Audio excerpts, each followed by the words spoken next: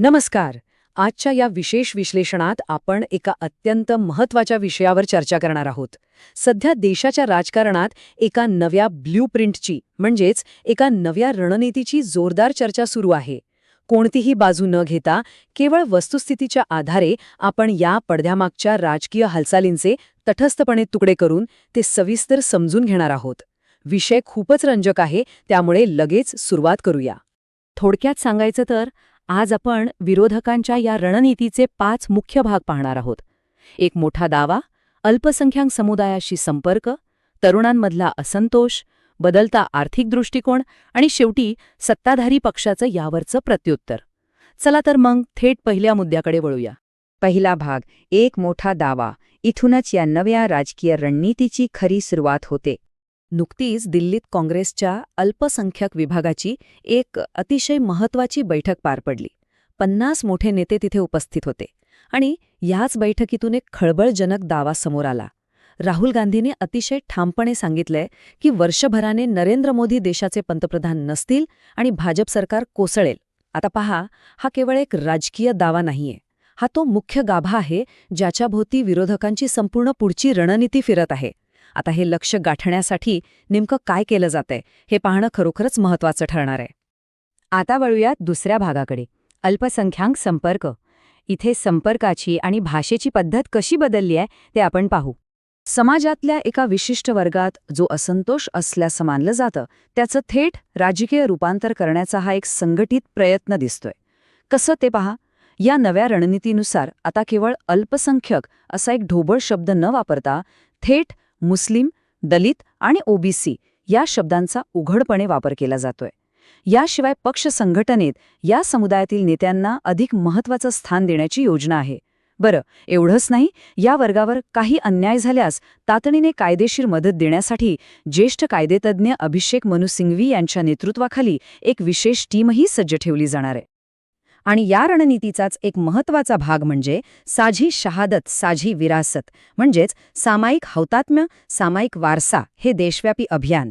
इम्रान प्रतापगडी यांच्या नेतृत्वाखालील ही मोहीम प्रामुख्याने धार्मिक ध्रुवीकरणाला उत्तर देण्यासाठी आखली गेली आहे. बंगालमधील निवडणुकांनंतरचे निर्णय आणि नुकतीच किरण रिजिजू आणि असद्दीन ओवेसी यांच्यात लोकसंख्येच्या आकडेवारीवरून झालेली ती जोरदार चर्चा आपल्याला आठवत असेलच. या सगळ्या पार्श्वभूमीवर हे अभियान खूपच लक्षवेधी ठरतंय. तिसरा महत्त्वाचा मुद्दा, जनरेशन झेड आणि तरुणांमधला असंतोष, शिक्षण आणि रोजगाराचा प्रश्न. आता विरोधक केवळ विशिष्ट समुदायांवर थांबलेले नाहीत. नोकरी आणि शिक्षणाच्या प्रश्नांवरून तरुणांमध्ये जी एक मोठी चिंता आहे तिलाही हात घातला जातोय. वैद्यकीय प्रवेशासाठी होणाऱ्या नीट NEET परीक्षेचा हा घटनाक्रमच पाहना. 3 मे रोजी परीक्षा झाली आणि अवघ्या काही दिवसात म्हणजे 12 मे रोजी पेपर फुटीच्या आरोपामुळे नॅशनल टेस्टिंग एजन्सीने परीक्षा थेट रद्द केली. विरोधक आता याच वेळेचा अचूक फायदा घेत आहेत. येत्या काही महिन्यात या मुद्द्यावरून देशभरात मोठी आंदोलनं उभी करण्याची त्यांची योजना आहे आणि याच आधारावर केंद्रीय शिक्षण मंत्री धर्मेंद्र प्रधान यांच्या राजीनाम्याचीही जोरदार मागणी होत आहे. आता याबद्दलचा सर्वात अस्वस्थ करणारा भाग म्हणजे हा 22 लाखांचा आकडा. हा फक्त कागदावरचा आकडा नाहीये. हा थेट विद्यार्थ्यांच्या भवितव्याशी निगडीत प्रश्न आहे. नीट पेपर फुटीचा फटका तब्बल 22 लाख विद्यार्थ्यांना बसलाय आणि यातून आलेल्या नैराश्यामुळे काही विद्यार्थ्यांनी स्वतःचं जीवन संपवल्याचा अत्यंत दुःखद घटनाही आपल्यासमोर आल्या आहेत. याच अफाट मानवी प्रभावावर बोट ठेवून विरोधक आपली राजकीय व्यूहरचना आणखी आक्रमक करत आहेत.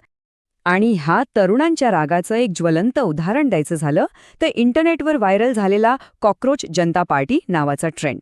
अर्थात हा कोणताही खराखुरा राजकीय पक्ष नाहीये. हा एका आभासी प्लॅटफॉर्मवर सुरू झालेला ट्रेंड होता, ज्याला रातोरात हजारो फॉलोअर्स मिळाले. अगदी काही सेलिब्रिटींनीही पाठिंबा दिला. नंतर त्याचे सोशल मीडिया अकाउंट्स बंद करण्यात आले. पण हे आजच्या जनरेशन झेडच्या मनात खदखदणाऱ्या रागाचं एक अतिशय स्पष्ट प्रतीक आहे. ऑनलाईन दिसणाऱ्या ह्या असंतोषाला प्रत्यक्ष रस्त्यावरच्या आंदोलनांमध्ये बदलण्याची ही राहुल गांधींची रणनीती आहे. चौथा स्तंभ, आर्थिक प्रश्नांवर भर. इथे चर्चेचा मुख्य कलच बदलला जातोय.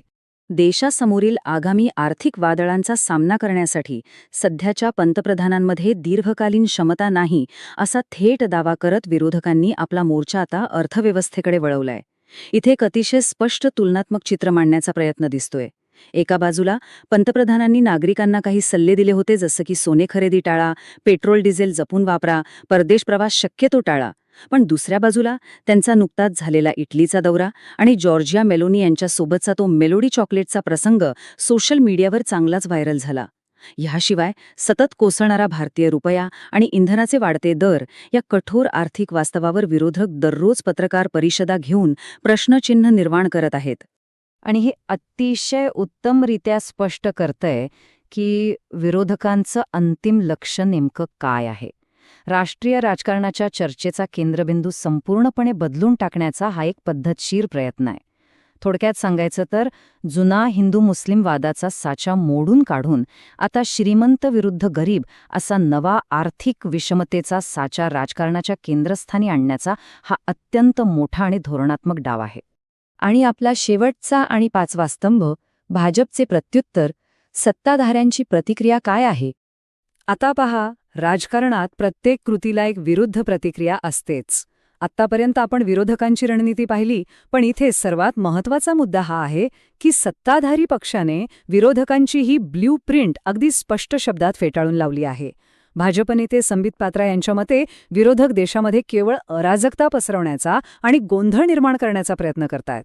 तर दुसरीकडे देवेंद्र फडणवीस यांनी राहुल गांधींच्या दाव्याची खिल्ली उडवत म्हटलंय की हे निव्वळ मुंगेरी लाल के हसीन सपने आहेत, म्हणजे कधीही पूर्ण न होणारी दिवास्वप्ने. यावरून स्पष्ट होतंय की सत्ताधारी पक्ष या सगळ्या दाव्यांना अजिबात विचलित न होता जोरदार प्रत्युत्तर देतोय. शेवटी एक अतिशय मोठा आणि विचार करायला लावणारा प्रश्न उभा राहतो. बहुआयामी आंदोलनांची आणि नव्या आर्थिक धोरणांची ही विरोधकांची रणनीती खरोखरच भारतीय राजकारणाचा बुद्धिबळपट बदलून टाकण्यात यशस्वी ठरेल, की सत्ताधारी पक्ष म्हणतो तसं हे केवळ एक स्वप्नच राहील? या राजकीय युद्धाचं भवितव्य काय असेल हे काळच ठरवेल. हे सविस्तर विश्लेषण आपण इथेच थांबूया. राजकारणाच्या या बदलत्या गणितांवर लक्ष ठेवून राहणं नक्कीच रंजक ठरणार आहे. पुन्हा भेटूया अशाच एका माहितीपूर्ण विश्लेषणासह. धन्यवाद.